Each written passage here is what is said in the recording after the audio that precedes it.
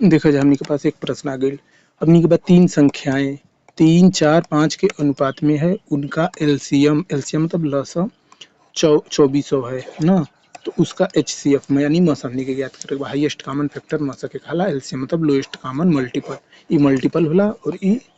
का कहला की फैक्टर होला ना। तो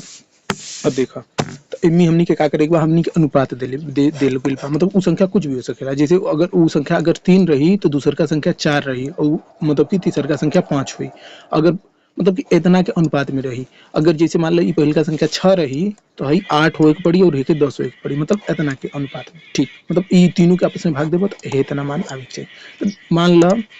कि मतलब ऐसे उतना गुना बढ़ रही। जैसे एक पहला संख्या कोनो भी संख्या से 3 गुना बड़ा बा तो दूसर का 4 गुना और तीसर का 5 गुना बड़ा हुई, यही हिसाब से। तो मान लो कि ई संख्या x गुना बड़ा बा तो पहला संख्या हो जी 3x, दूसरा संख्या हो जी 4x और चौथा संख्या 5x, मतलब x के समय गुणा बा। तो वह अनुपात यानी अनुपात के रेशियो कहला या एक भाग भी कह सकेला। भाग जैसे कहे के मतलब कि 5 और 10 के अनुपात ज्ञात करे के रही तो एक संबंधी दू लिख सकला। काश के दोनों में 5 के भाग दे देबो, हेऊ में 5 के भाग, हेऊ में 5 के भाग, तो एक आ जाए, दू आ जाए। तो 5 और 10 एक संबंधी दू, मतलब अगर 5 एक बा तो 10 का कहलो कर दुगुना हो गेला, 5 दूना 10। तो हिसाब से मतलब अनुपात यानी भाग ही होला। एक समझे के कोशिश करे जा। एकरा बाद अब लसा समझो। तो लसा का होला तो ल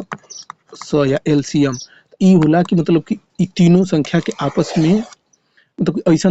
ऐसा बड़ा से बड़ा संख्या जो ना के कहला कि तीनों में भाग चल जाए। कहे के मतलब एक लसा काला और मसा होला मतलब कि जो ना में भाग मतलब लसा मतलब कि लसा में 3x 4x और 5x से विभाज्य होए, से विभाज्य मतलब संख्या के ही लसा कहला ना, जो में भाग चल जाए। अच्छा सबसे छोट मतलब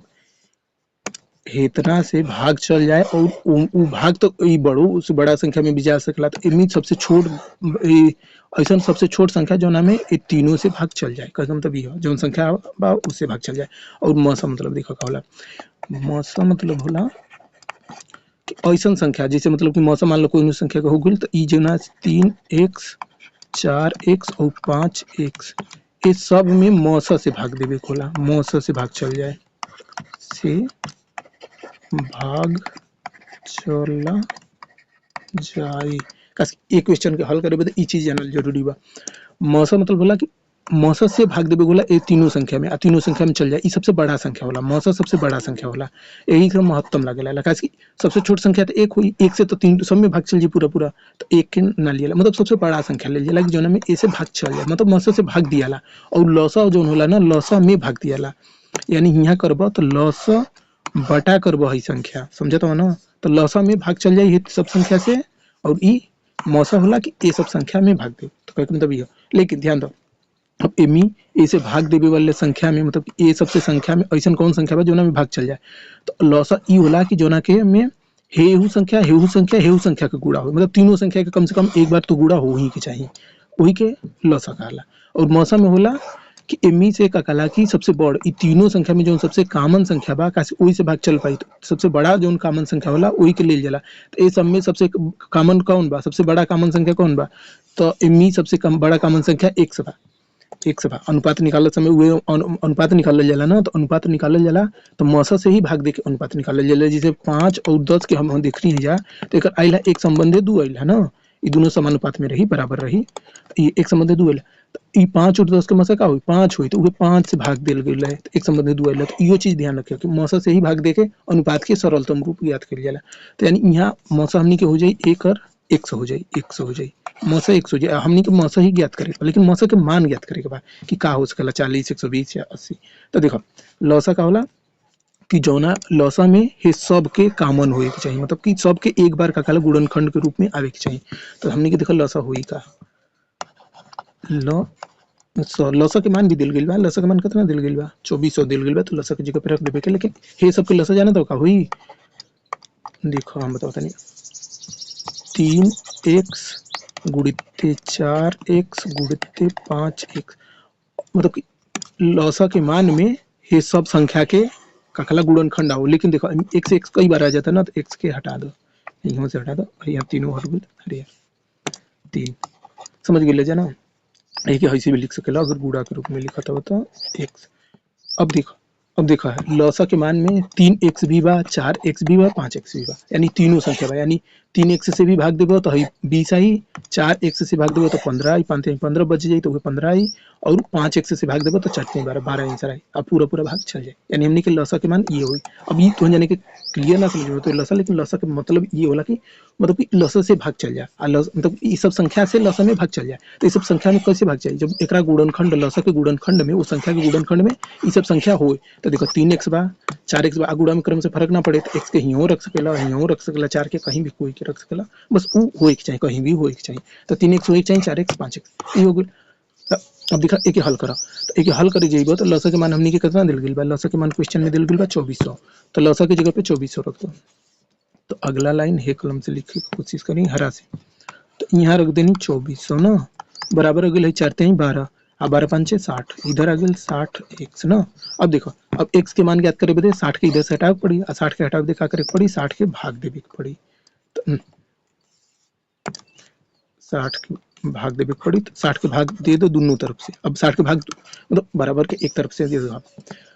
हमनी के यहाँ 60x बराबर इतना आइला, तो 60x के मान ज्ञात करे के बाद तो 60 के हटावे के पड़ी, 60 के हटावे दे 60x के साथ गुणा में बात तो 60 के भाग देवे के पड़ी, तो 60 के भाग हे बराबर के हे साइड देबो तो हे उ साइड देवे के पड़ी, बस मतलब कहे मतलब बराबर के दोनों से 60 के भाग दे दो तो हई काम खत्म हो जी, 60 बटे 60 एक आ जी, तो ये इतना खत्म हो जी। तो हमनी के मान आ जाई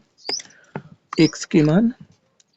हई x 0 इधर खत्म हो जाई, अच्छा चौका 24 गुना 40 आ जाई, तो ये हमनी के 40 आंसर हुए, समझ गए जा 40, तो यानी 40 है वाला ऑप्शन सही बा। और एक अगर हाँ ये अब हो गया, अब देखो एक अगर संख्या ज्ञात करे कोशिश करबो तो 40, यहाँ x की जगह पे 40 रहबो तो 4 3 12 120 पहला संख्या हो जी, दूसरा संख्या हो जी 4 चौका 16 160, और तीसरा संख्या हो जी 40 रहना 5 चौका 20 200 हो जाए। तो ये तीनों संख्या हो जाए, तीनों संख्या के लसा इला 2400, यानी तीनों संख्या सबसे छोट संख्या 2400 बा, जो ना में तीनों से भाग चल जाए, भाग दे के देख सकले जा, जैसे 120 के भाग दे बजा तो 20 बार में जाई, भाई एगो जीरो खत्म, 12 दूना 24, 16 के भाग दे बजा 16 दूना 32, 16 43, हाँ 16 दूना 16 कम 16, देखो एक भाग दे के देख लिया जाए, आंसर के जांचो कईल जरूरी होला तब ना समझ में, जैसे 2400 में 120 के भाग देबा तो 2 बार में जाई, तो 24 120 दूना 240 हुई, तो खत्म हो जाए, जीरो आई तो 0 बार में चल जाए, तो जीरो आई 20 बार में खत्म हो जाए, ठीक। अब 2400 में भाग द कितना के दूसर का संख्या 160 के, तो ई जाना तो कितना ही 16 1 कम 16 160 जीरो, और है 4 घटेबो 4 4 8 80 आ जाए, और है जीरो हो जाए ना, और फिर है जीरो हो जाए, तो है 160 है ना, 16 दूना 32 43 44 16 5 80, 5 बार जाइबो तो है 800 हो जाए, 160 में 5 को गुणा करबो तो 800 आ जाए, तो ये खत्म हो जाए, तो भाग पूरा चल गल 15 बार में, यानी यहू से भाग चल जाता है, यानी विभाजित भाग 2400। अब तीसरा संख्या से देख लो विभाजित बाकी ना 200 में भाग दो 2400 के, तो ये तो समझ में आता है कि विभाजित भाग इसकी 12 बार में चल जाए, हाँ पहले एक बार में ले जाइबो तो ये 200 आ जाए, फिर 4 उतरी 40, हाँ